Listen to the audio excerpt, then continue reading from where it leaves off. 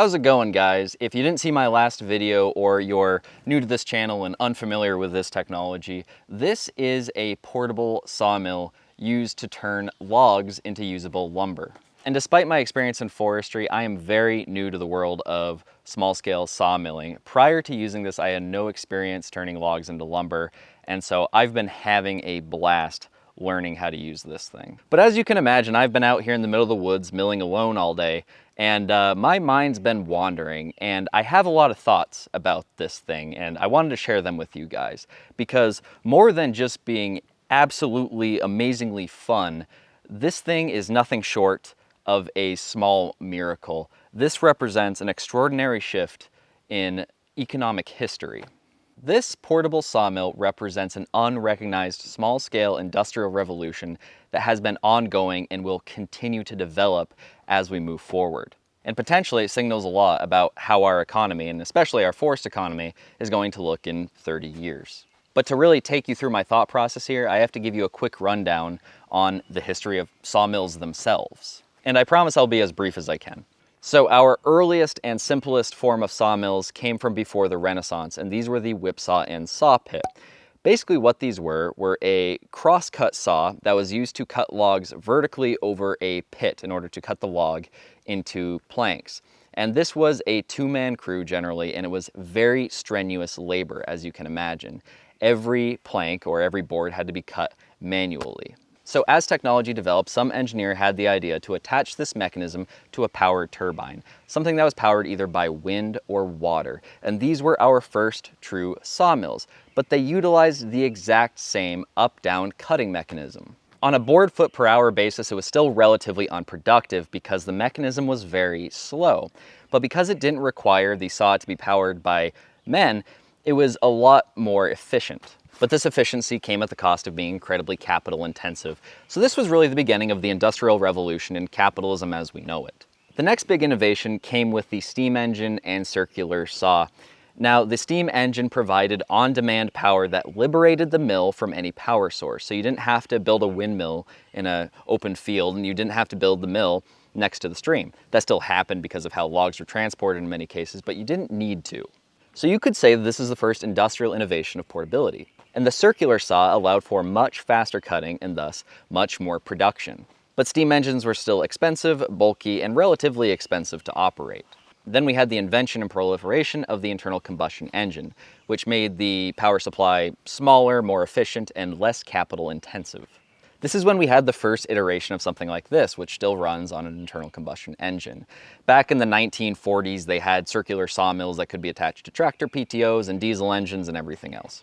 But they were still fairly bulky, immobile, and expensive enough to be considered a serious business venture if you were to invest in one. But something else came with the proliferation of the internal combustion engine, and that would be a huge reduction in transportation costs, which increased economies of scale massively. All of a sudden, you could have a very large and productive mill, and you could ship that wood halfway across the country fairly cheaply. This was true on both the production and retail side, so it was an era defined by both sawmills and retailers getting bigger and bigger. And it culminated in the era of, we'll say, the Irvings of the world selling to the Home Depots of the world. This was a long-term trend of consolidation in the industry that, at least in theory, we still see today. It seems like every day I get at least one comment on one of my videos of somebody lamenting the loss of smaller sawmills, talking about how there used to be a sawmill in every town and now there's so few of them, and they even would compare them to monopolies. But this era of consolidation and sawmills getting bigger and bigger coincided with some sawmills getting smaller and smaller, and cheaper and cooler and cooler. Now, and especially after the inflation of 2021, it seems like everyone with more than a few acres has one of these things. So in a very real way, we've been living in an era of massive decentralization of productive capacity. And you can dismiss that by saying, oh, well, they're pretty unproductive and they're just for hobbies. But think about that for a second. First off, this is like the smallest model, and I've actually been fairly impressed with how productive it is. It exceeded my expectations. Of course, they were fairly low in that regard. But I think if you put your mind to it, you could really mill out probably a small house worth of wood per week, and that's pretty cool. Second, let's look at that word hobby for a second.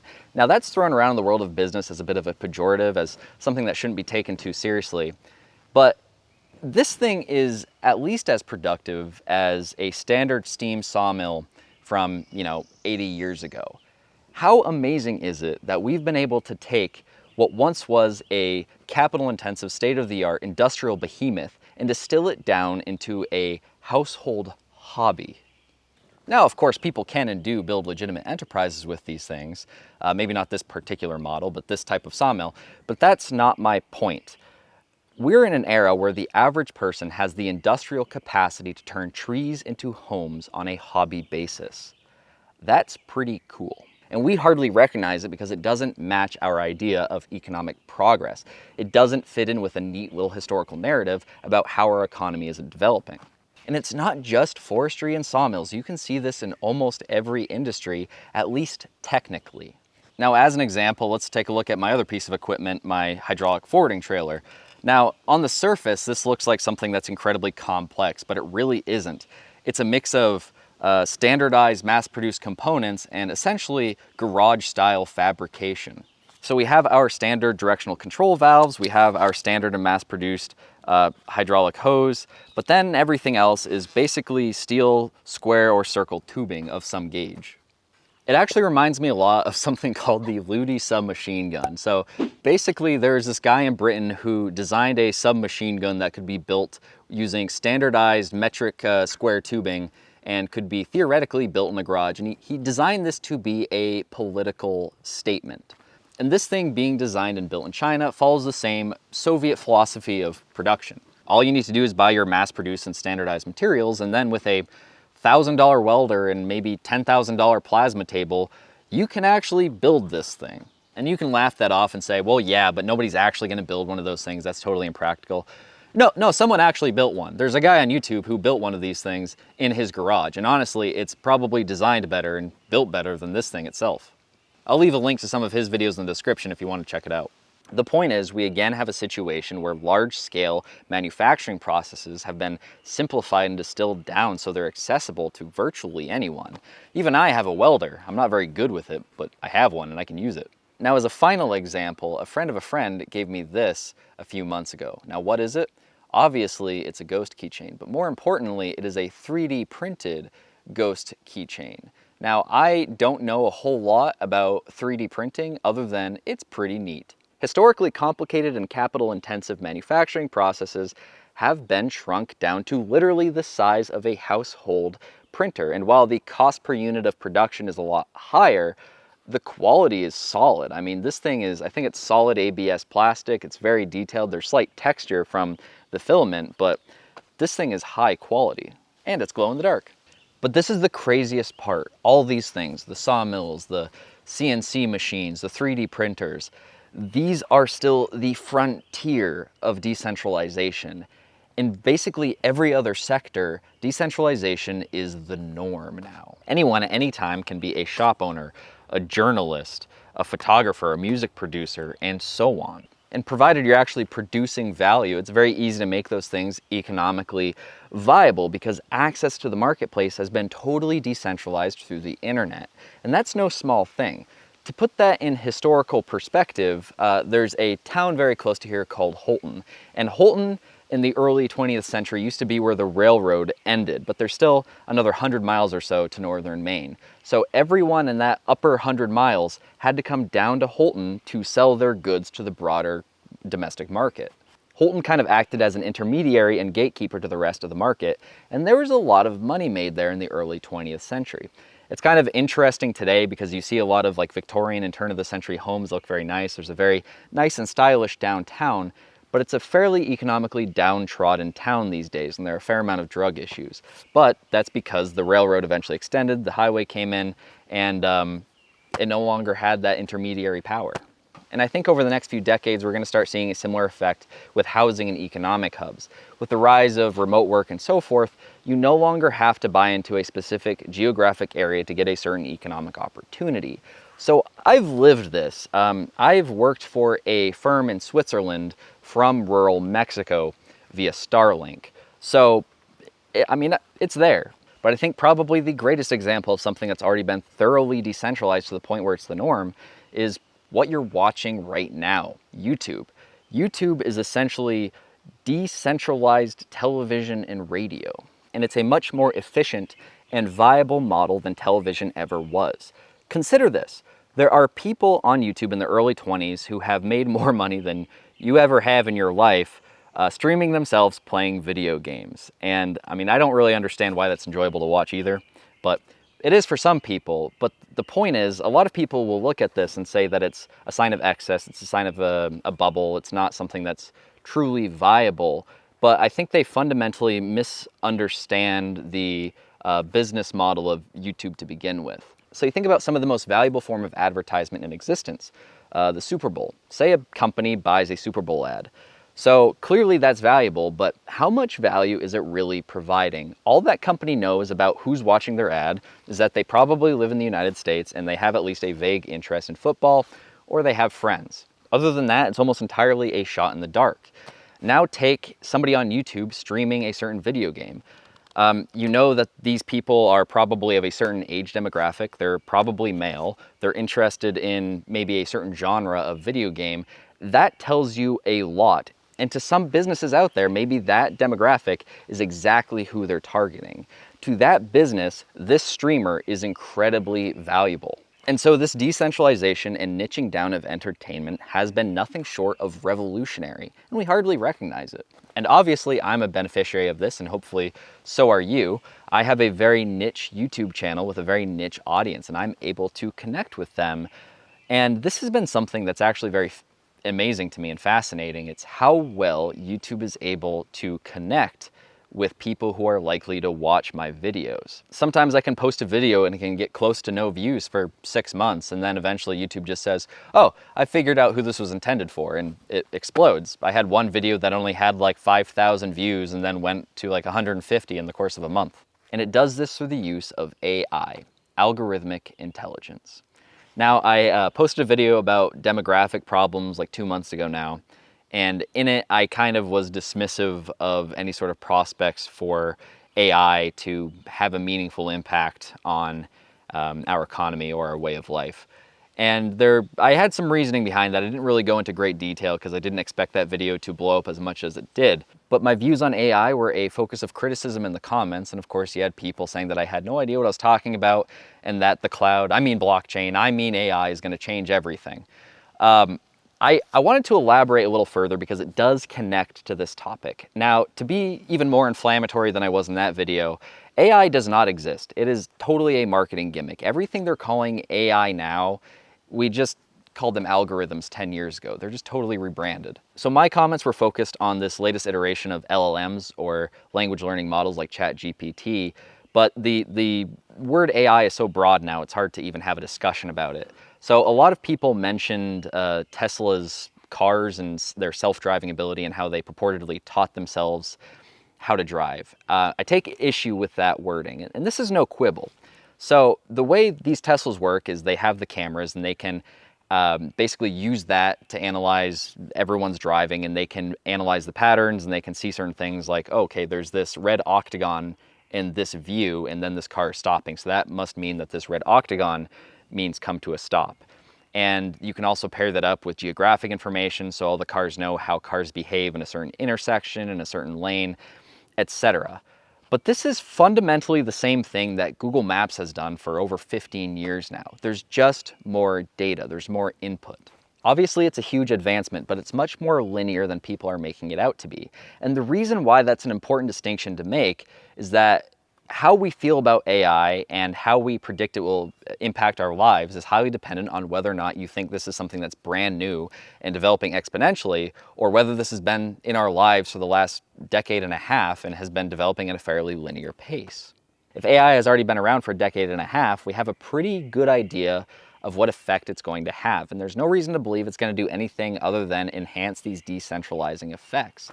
Like I said, YouTube is a great example of AI. YouTube fed you this video through AI algorithmic metrics. I built my first business on Facebook ads, and that was pretty cool how that worked. Basically, it would measure who was clicking on my ad and who was buying my product, and then it would serve that ad to people who more closely resembled the demographic of who was actually purchasing the product. And I don't think I could have made it successful 20 years ago, but it was viable because of that technology. So when we see things like Elon Musk's less British C3PO knockoff, I think it's called Optimus or something, I personally think that's a lot of smoke and mirrors. Obviously, I'm very skeptical of that sort of thing. But let's say he's going to give us this, productivity robot for a cost of $10,000. Why couldn't you have that thing work this sawmill? Now, Wood-Mizer has sawmills like this that they're all hydraulically actuated. It can lift up logs and turn logs, and the operator can just sit at a control panel. Why can't they develop a camera that can scan logs the way a large-scale sawmill does to hook up to this Wood-Mizer? Why do we always assume that this technology isn't also going to be available to us as much as it is large companies? Now, obviously, there's a lot of people out there panicking and talking about how AI is going to take every job and how we're going to have to usher in universal basic income and all this other stuff because it's going to be the apocalypse. People have literally been saying that for 500 years. And in 500 years, it has never once been correct. So to say that AI is going to do anything but enhance individual economic opportunity, I don't think it follows at all.